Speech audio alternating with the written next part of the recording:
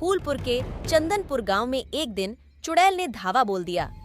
चुड़ैल के सामने जो भी पड़ता चुड़ैल उसे खा जाती।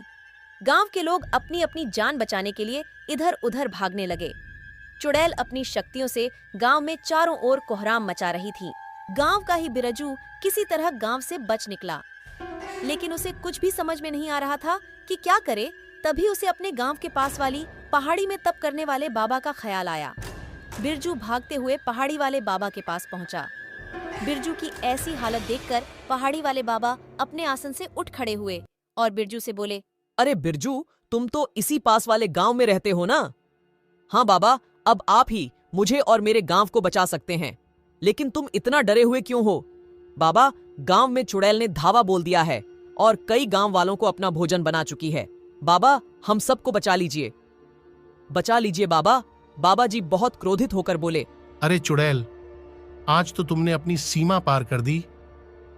बाबा जी बिरजू को साथ लेकर गांव पहुंचे और क्रोधित होकर चुड़ैल से बोले, रुक चुड़ैल, वरना मैं तुम्हें जलाकर मार दूंगा। बाबा की इतनी बातें सुनकर चुड़ैल जोर जोर से हंसने लगी और बोली, जब तुम मेरा भोजन बनने से बच जाना तब मुझे जलाना। चुड़ैल ने बाबा पर अपनी शक्ति से प्रहार किया, लेकिन बाबा जी ने अपनी शक्ति से उस प्रहार को काट दिया। चुड़ैल हंसते हुए फिर बाबा जी के ऊपर प्रहार करती है और बाबा जी अपने ऊपर एक सुरक्षा कवच बना लेते हैं, जिससे बाबा जी बच जाते हैं। अरे चुड़ैल, आज तो मैं तुम्हें तुम्हारी करनी का ऐसा फल दूंगा जिसे देखकर कोई भी चुड़ैल सपने में भी ऐसा कार्य करने से पहले 100 बार सोचेगी। इतना कहकर बाबा जी अपनी संपूर्ण तपस्या से अर्जित शक्तियों का आह्वान एक साथ करने लगे। अरे मूर्ख, ऐसा करने से तेरी शक्तियां हमेशा के लिए खत्म हो जाएंगी। कोई बात नहीं, यदि मेरी शक्तियां खत्म होती हैं तो हो जाए, लेकिन मैं तुम्हें तुम्हारे इस कर्म का ऐसा दंड दूंगा कि तेरी रूह तक कांप जाएगी। बाबा जी अपनी संपूर्ण शक्तियों से चुड़ैल पर प्रहार कर देते हैं। इस प्रहार में इतनी ऊर्जा थी जिसे चुड़ैल भी अपनी पूरी ताकत से नहीं रोक सकी। शक्तिपुंज से चुड़ैल वहीं गिरकर बेहोश हो जाती है। गांव के सभी लोग बाबा जी के इस करिश्मे को देखकर बहुत खुश होते हैं।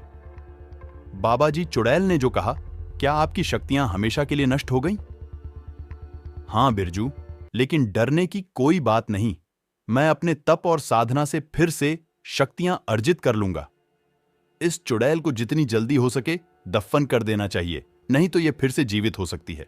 सुनो बिरजू, क्या कोई ऐसी जगह है जहां गांव वाले न जाते हो? वरना अनर्थ हो जाएगा। सभी गांव वाले एकमत होकर चुड़ैल को राजा साहब के हवेली में दफनाने का फैसला करते हैं, क्योंकि अब राजा साहब इस हवेली को छोड़कर शहर में रहते हैं।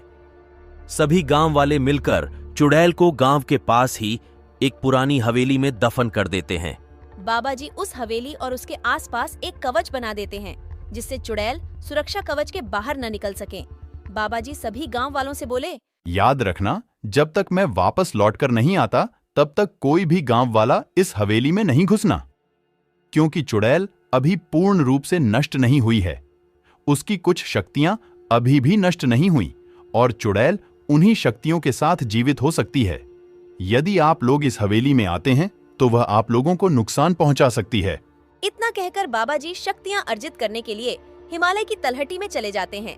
समय बीतता गया और गांव वाले उस हवेली को भूतिया हवेली कहने लगे, ताकि उस हवेली में कोई न जाए।